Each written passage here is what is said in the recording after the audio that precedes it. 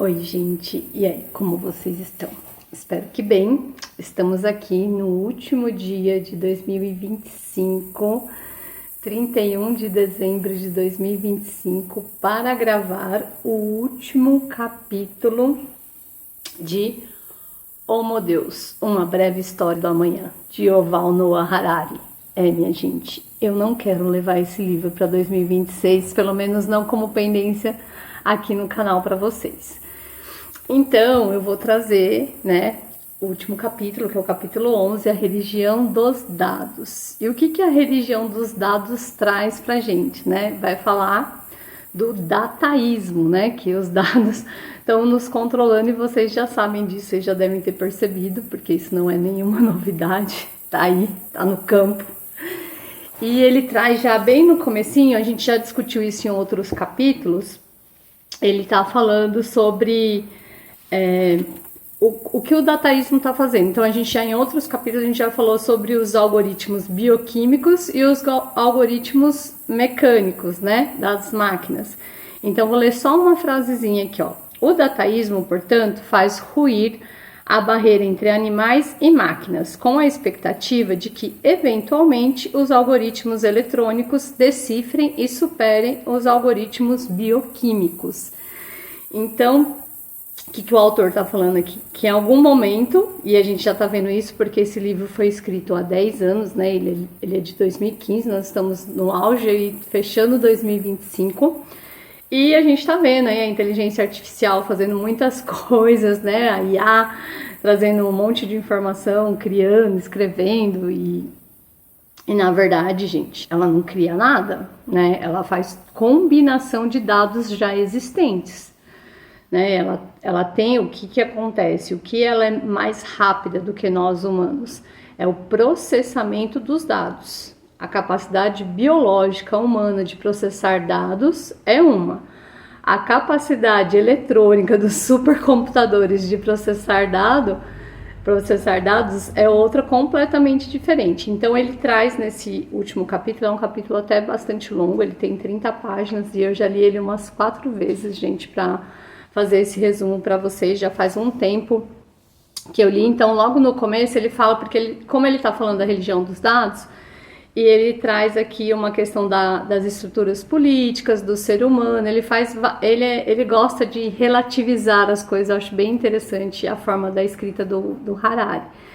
E aí ele tá falando porque que o capitalismo sucumbiu, quem sucumbiu foi o comunismo sucumbiu ao capitalismo, por conta exatamente disso. Eu vou ler aqui mais um trechinho para vocês. O capitalismo não derrotou o comunismo por ser mais ético, ou por serem sagradas as liberdades individuais, ou porque Deus estava zangado com os comunistas pagãos. O capitalismo ganhou a Guerra Fria porque o processamento de dados distribuído funciona melhor do que o processamento de dados centralizado, ao menos em períodos de mudanças tecnológicas aceleradas, como foi aí o final do século XX. Então, não é uma questão política, é uma questão de processamento de dados, a religião dos dados. E aí ele até discute, o autor ele fala sobre isso, que não é essa falta de controle, do poder, não é uma questão de um país ou de outro, é uma questão mundial. Hoje, alguns países captam muitos dados, eles têm muitas informações, mas eles não sabem nem o que fazer com isso. Eu vou ler mais um trechinho aqui para vocês terem uma ideia do que o autor está falando. Em consequência, governos, ONGs estão promovendo intensos debates sobre a reestruturação da internet, mas é muito mais difícil mudar um sistema existente do que intervir enquanto está sendo concebido. Além disso, enquanto a desajeitada burocracia governamental fica matutando a respeito de uma regulação cibernética, a internet já se metamorfoseou 10 vezes. A tartaruga governamental não é capaz de se emparelhar à lebre tecnológica. Ela é soterrada pelos dados. A National Security Agência de Segurança Nacional pode espionar cada uma de suas palavras. Mas, a julgar pelas repetidas falhas da política externa americana, ninguém em Washington sabe o que fazer com todos esses dados. Nunca na história um governo soube tanto sobre o que está acontecendo no mundo. E ainda assim, poucos impérios trabalharam tão desastradamente como os Estados Unidos contemporâneos. É como um jogador de pôquer que sabe quais cartas estão nas mãos do oponente, mas mesmo assim consegue perder rodadas seguidas, tá? E lembrando que a gente está falando aqui de uma realidade ali de 2015, 2014, não sei qual era o governo ali naquela época, porque o livro foi lançado em 2015. Mas entende que mesmo os grandes países com excesso de informação, eles não conseguem ainda lidar e saber o que fazer com essa informação. Então eles estão questionando, aqui o autor questiona isso, né? Mas para onde foi o poder? Então, a maior parte, isso é uma questão mundial, dos países não sabe para onde eles querem ir, não tem uma projeção de futuro, né? Então não é uma questão de Brasil, tá? Porque isso é uma coisa que me pega, tá, gente? Isso é pessoal, tá? Quando alguém fala assim, mas é que o Brasil não tem jeito. Não é o Brasil que não tem jeito, tá, gente? De mundial de muitas coisas, assim, principalmente de questões estruturais por conta da internet mesmo, do avanço da inteligência artificial, e a gente não saber como lidar com isso, porque não tem uma regulamentação e não vai haver uma regulamentação satisfatória pelo que a gente vê por conta disso, porque a internet muda muito rápido, a informação chega muito rápido e não há tempo de processar tudo isso. Então vamos respirar um pouco.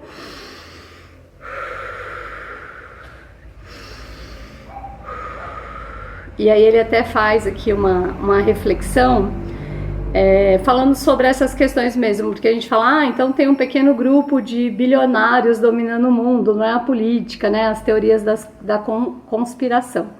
E aí tem um textinho que ele fala, mesmo se o homem mais rico do mundo, no caso, se o homem mais rico do mundo quiser fazer $1 bilhão, ele será capaz de manejar o sistema facilmente e alcançar o seu intento. Em contraste, se ele quiser diminuir a desigualdade global ou interromper o aquecimento global, ele não terá êxito, porque o sistema é complexo demais para isso. Então, às vezes você pode falar assim, mas esses bilionários, se eles fizessem políticas públicas, né, porque eles têm condições, os problemas seriam resolvidos?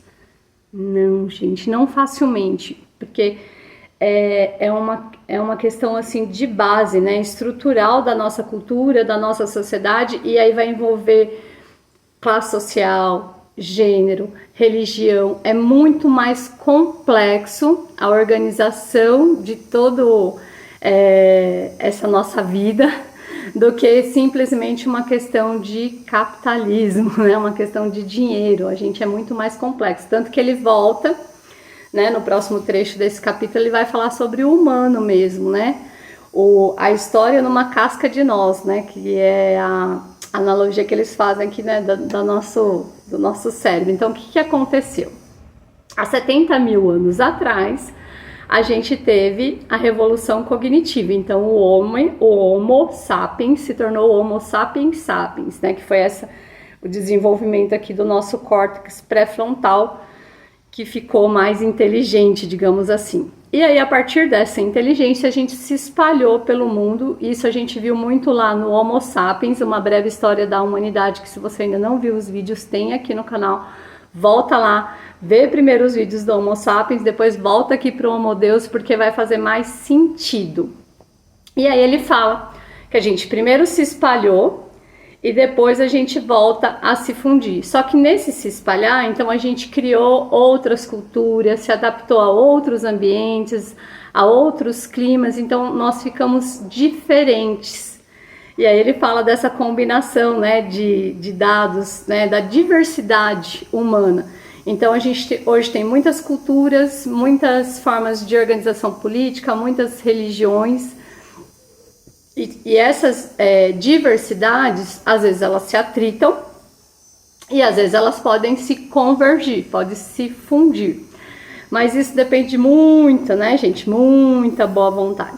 E aí ele fala que o homem, ele se diferencia, né, dos outros animais porque ele é capaz de fazer esse processamento de dados, né? Então ele pode contar uma experiência de vida em forma de poesia, ele pode contar uma experiência de vida em forma de literatura, ele pode pintar um quadro. Isso os animais não podem fazer. Ele faz uma comparação aqui com os lobos, por exemplo, né? Um lobo, um morcego, uma baleia não vai fazer isso. O humano faz isso. Então o humano, ele é um processador de dados. Mas como que o humano, processando seus dados, pode fazer para não se tornar irrelevante? E aí ele fala dessa corrida que está tendo agora de divulgar, né? Então, aconteceu alguma coisa, divulga, compartilha, filme e compartilha. Por quê, né? Aí ele fala da informação, porque a informação ela quer ser livre. Eu vou ler só uma frasezinha aqui que ele traz, né? Se a vida é informação em movimento, e se achamos que a vida é boa, deveríamos estender, aprofundar e disseminar o fluxo de informação no universo. Ó, ele nem fala no mundo, né? Ele fala no universo. Então, a religião dos dados, ela prega isso, a liberdade de informação. A informação, ela quer ser livre. E a gente sabe, isso está lá, é recorrente na nossa história, que por muito tempo o conhecimento foi acessado por poucas pessoas. Então a gente teve o desenvolvimento educacional, por exemplo, aqui no Brasil é muito recente. A escola existe há 200 anos, gente, há pouco mais de 200 anos. Então como que a gente vai se tornar um país mais autônomo, com mais informação para processar em termos de conhecimento, se a nossa base estrutural, que é a educação, ela não dá isso, ela não traz isso para a gente. Então, isso é uma reflexão minha, tá, gente? Não tá aqui no livro. Vamos pensar sobre isso, né? Porque recentemente eu vi um outro vídeo, eu posso até deixar aqui na descrição para vocês, falando sobre o envelhecimento do cérebro. E aí ele diz que a educação formal preserva o cérebro porque cria novos caminhos de sinapses neurais. Então, e isso não tem tempo, tá, gente? Isso também já foi descoberto, que é falar, criança que aprende rápido, não sei o quê. Não. A neuroplasticidade do cérebro não tem prazo de validade. Então, se você tiver 80 anos e quiser aprender alguma coisa, de verdade você vai aprender. Porque é intrínseco, é a motivação intrínseca. Então o ser humano ele tem isso. Aquilo que ele quer aprender, ele vai aprender porque ele quer. É diferente de quando a gente está na escola, na educação obrigatória, que a gente tem que enfiar a informação na cabeça de quem não quer. E a gente sabe que o nosso sistema ele está atrasado por conta disso mesmo. Como a gente tem esse excesso de informação, todo dia a gente tem um dilúvio de informação e a grande questão agora é decifrar essas informações. Não é mais nem como acessar a informação, é o que não é necessário. Então agora vem de uma forma muito diferente. A gente toma todo dia uma enxurrada de informação e aí a gente tem que pensar: o que disso é útil para mim? Qual é a mudança que isso pode fazer na minha vida? E aí os processadores, né, a religião dos dados, o dataísmo, está nos oferecendo coisas a todo momento. Ele quer nos convencer e quer nos manter logados todo instante. Então a gente vai ver, e isso vai acontecer muito mais, gente, que nem eu estava lendo, né, de novo esse capítulo, e aí esse ano o que a gente teve? Aquele fenômeno do morango do amor. Durante um mês as pessoas enlouqueceram e compraram o morango do amor que nunca ninguém tinha visto, não sei o que, e pagaram fortunas e tinha pedidos aos milhares, e depois do mesmo jeito que ele apareceu, ele sumiu. Então a religião dos dados ela pode fazer isso com a gente, né? Porque as informações vão vir e vão sumir e vão vir, e se você estiver distraído, você vai ser pego nisso. Então ele fala muito dessa questão, porque muitas das religiões, aí ele faz um comparativo das religiões, elas trazem atitudes práticas, né? Então elas mudam comportamento. Então uma ideia que muda o comportamento, que molda um comportamento. Mas se eu tô só lá na internet, só lá nas informações, nas distrações, eu vou fazer aquilo que estão me mandando. Eu vou ler aqui mais um trechinho para vocês, tá? A mudança de uma visão de mundo antropocêntrica para uma datacêntrica não será meramente uma revolução filosófica, será uma revolução prática. Ideias só mudam o mundo quando mudam o nosso comportamento. Só que a questão é, Que comportamento que eles estão esperando da gente? Que a gente compre, consuma enlouquecidamente, que continue destruindo, né, os nossos recursos naturais? Porque eu não sei se vocês já têm essa informação, mas a inteligência artificial, para ela funcionar lá, ela consome muita energia, então ela gasta muita água. Gente, é um absurdo a quantidade de água que a inteligência artificial utiliza para, sei lá, te dar uma resposta. Isso não sou eu que estou falando, são os especialistas dessa área. Eu também posso deixar o vídeo aqui que eu já vi sobre isso para compartilhar com vocês. Porque às vezes a gente está tão absorvido nesse mundo de distrações que a gente não pensa sobre isso. Então eu volto sempre ao que eu falei, o objetivo do meu canal é sempre esse, de trazer consciência, né? De despertar a consciência. Então, a partir de todo esse conhecimento que eu acesso, isso a gente não muda, conhecimento é poder, mas não basta apenas conhecer, né? Não basta apenas você ter ciência, que é o saber, você precisa ter consciência. Consciência é agir com.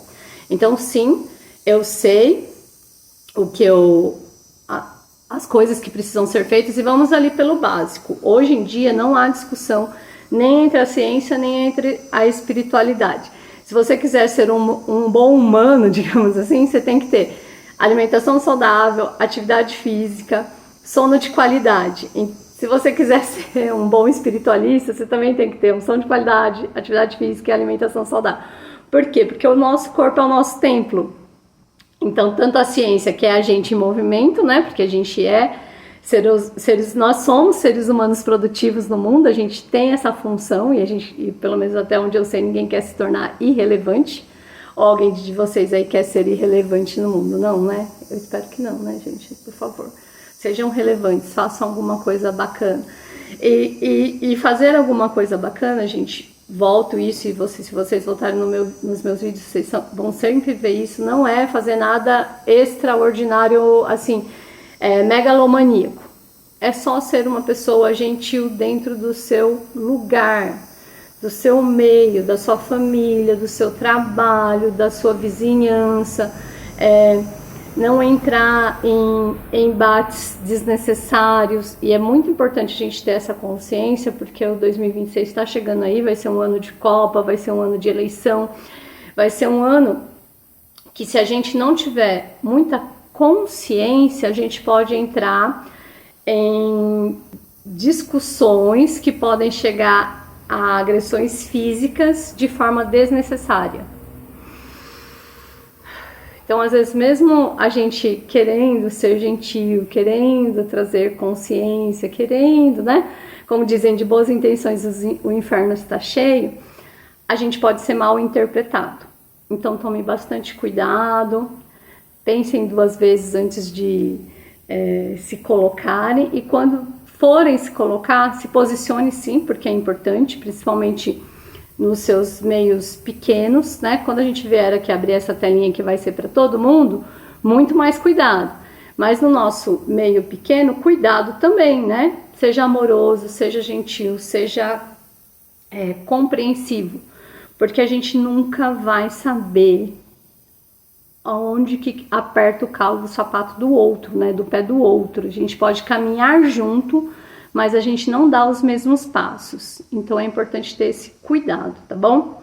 Aí eu vou ler o último trecho, porque esse capítulo ele tá falando da religião dos dados. O Harari, ele é bem complexo, ele relativiza bastante, mas eu vou já ler o último trecho do livro, que fecha. Aí vocês, se não assistiram, se não lembram, que eu demorei muito para concluir esse livro, gente, acho quase 4 anos, eu peço perdão para vocês, mas esse livro também me consumiu bastante energia, porque só o primeiro capítulo, a Agenda Humana, tem 60 páginas.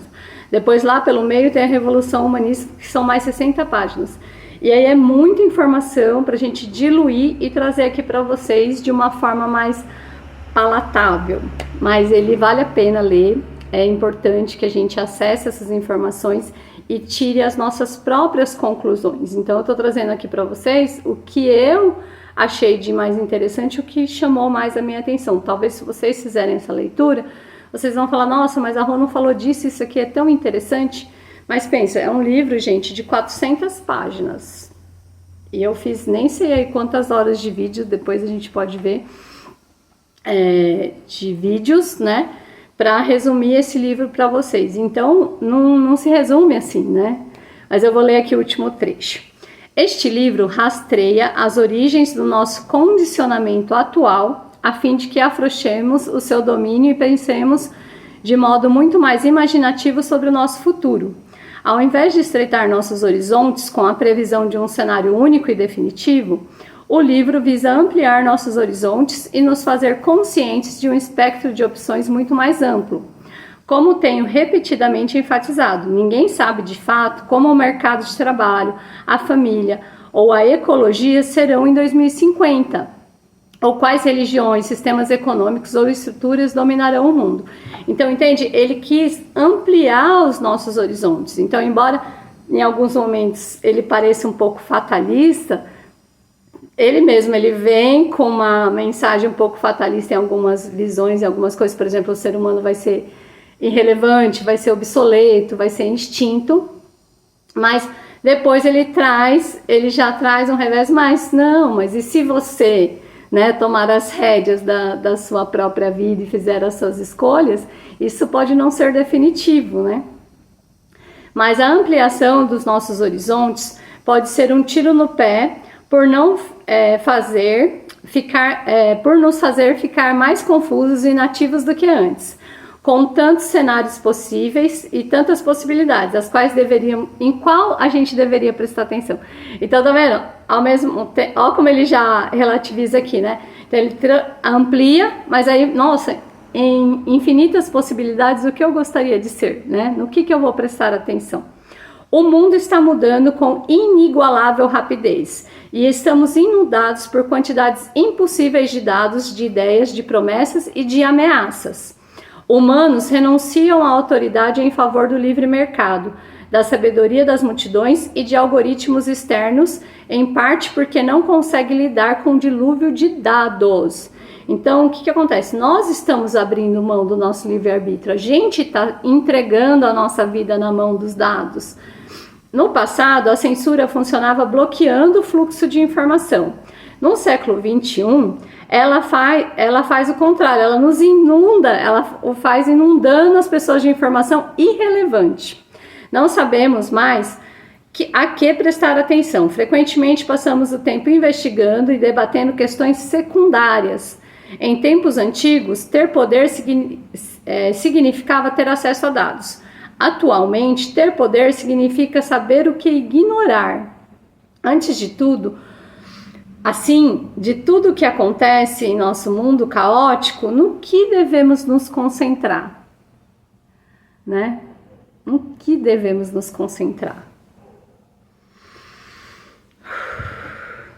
Fica essa questão, né? No que devemos nos concentrar? Então, a gente sofre esse dilúvio de informação, o que é nossa prioridade?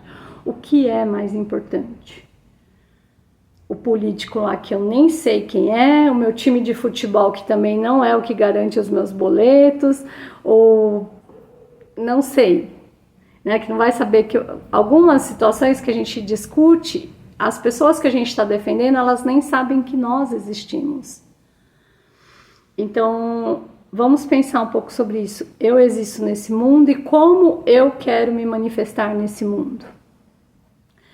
E aí ele deixa 3 questões, tá? E aí a gente já vai concluir. Esses 3 processos suscitam 3 questões chaves que espero que fiquem gravadas em sua mente muito tempo depois de você ter terminado esta leitura, a leitura deste livro, né? Será que os organismos são apenas algoritmos e a vida apenas processamento de dados? Será que é só isso mesmo, gente? O que é mais valioso?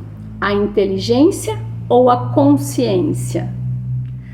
O que vai acontecer à sociedade, aos políticos e à vida cotidiana quando os algoritmos não conscientes, mas altamente inteligentes, nos conhecerem melhor do que nós nos conhecemos?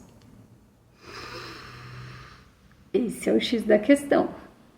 E aí, deixo para vocês essa bomba para vocês refletirem, porque não há uma resposta certa, não há uma resposta pronta. A gente vive a vida vivendo.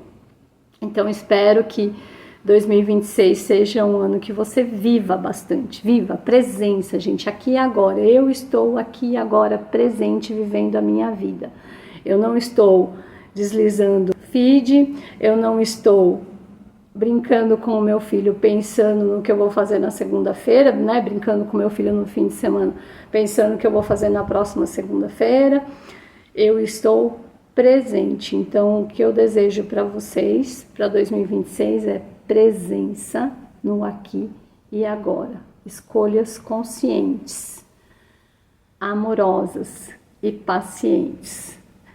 E aí, concluindo aí o livro Amo Deus, eu vou trazer para vocês, porque quando vocês assistirem o penúltimo capítulo, e já faz mais de um ano que eu gravei, e 2025 virou minha vida de ponta cabeça, eu não vou mais fazer a leitura do Sonho Manifesto, porque eu vou ter um clube do livro em breve, e o livro vai ser esse aqui, ó, A Coragem de Ser Imperfeito, que já tem aqui nesse canal, mas ele vai virar um clube do livro. Então, eu vou deixar na descrição o meu Instagram, que é onde eu tô mais ativa agora, para vocês ficarem de olho lá, porque quando o clube do livro for lançado, vocês poderem me acompanhar lá também. Então, por hoje é só. Um beijo e a gente se vê por aí nas redes sociais, mas com consciência.